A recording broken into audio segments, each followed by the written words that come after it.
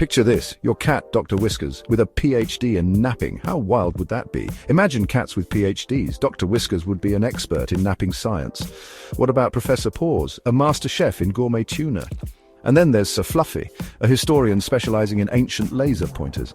They'd have conferences on the best sunbeam spots and debates on the art of the purr, but let's be honest, they'd still knock things off the table. What do you think your cat would study? Let us know in the comments, and don't forget to like and subscribe for more Pawsome content.